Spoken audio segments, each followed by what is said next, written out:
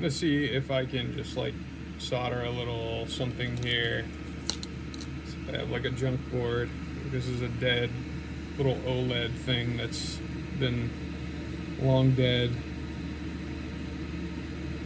I'm sorry I reverse biased you, little buddy.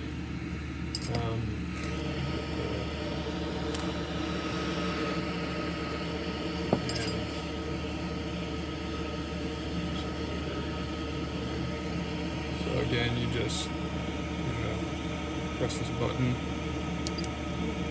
and let me pull this down. Yeah, and then it'll come up. Yeah, all right, we're already at 300C, so you can see how quickly that heats up, right? Let's just try pulling off C6 here. No additional solder or flux, so that just comes right off. C5. R5. R5. Boom. Those just come right off. Honestly, like as far as all that goes, this is like already kind of on par with the kind of stations that I've used in my line of work. This is already I'm super excited to have this. That's like really good. Which I would expect with 100 watts of heat, 300C. That's exactly what I would expect from a competent pair of hot tweezers. Let's see about.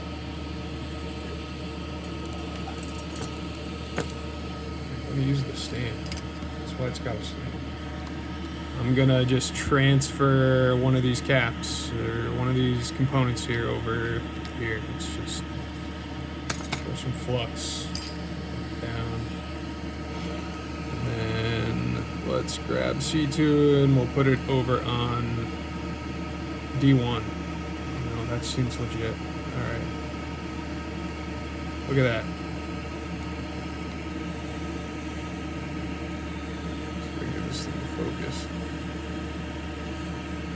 And that's really one of the nice things about hot tweezers is like the ability to like heat up both sides of a pad and just.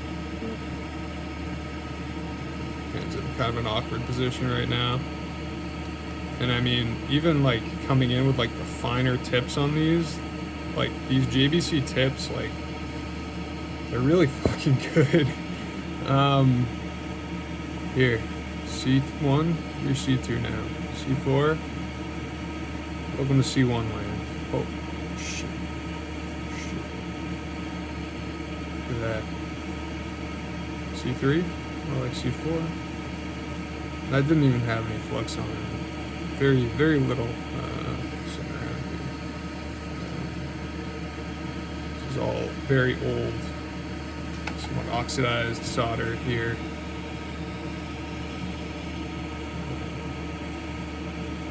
Leaded, unleaded, I don't know. It could be.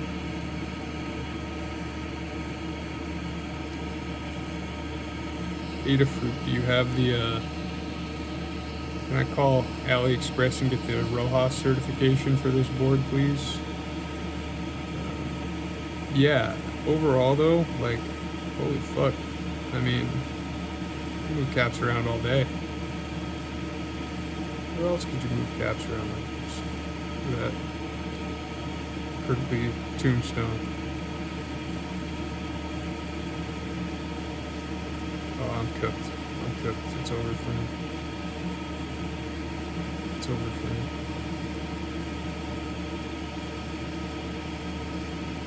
Yeah.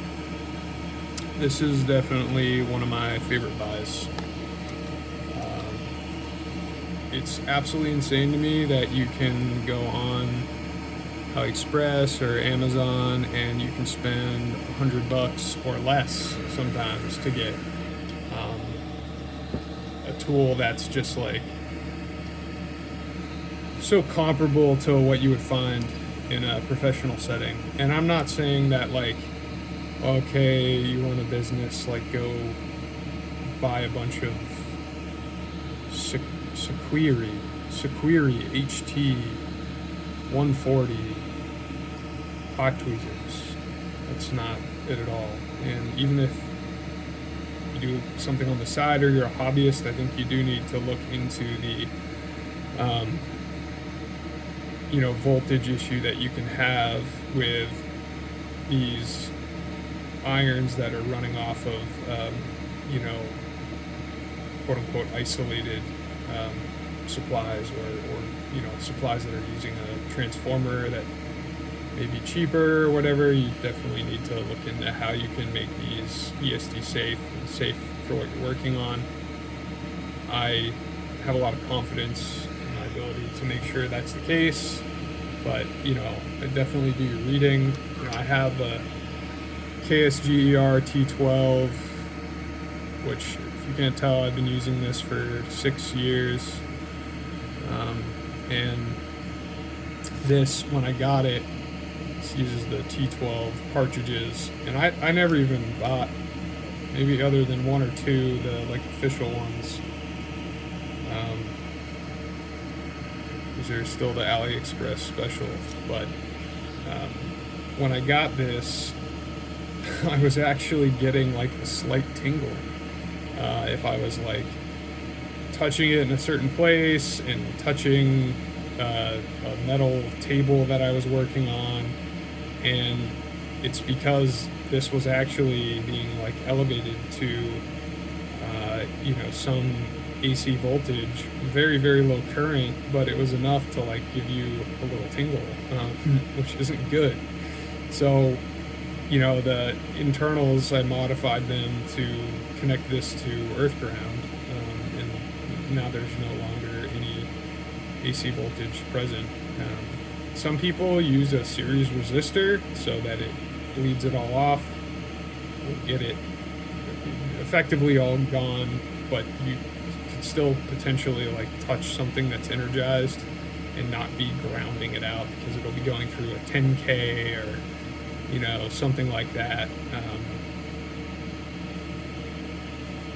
Haven't looked into it enough to say definitively what the correct thing to do is there, but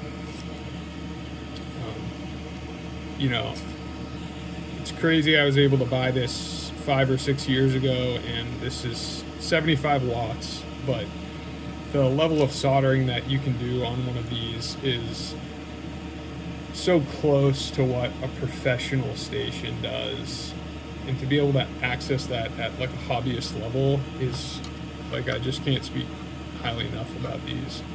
The downside obviously being that some of the testing and safety stuff, whether it's you or the circuits, there is some due diligence that you have to do there. Thankfully, a lot of other people have done the research, but just read up on stuff as much as you can and try to make sure that you're being safe and sane. But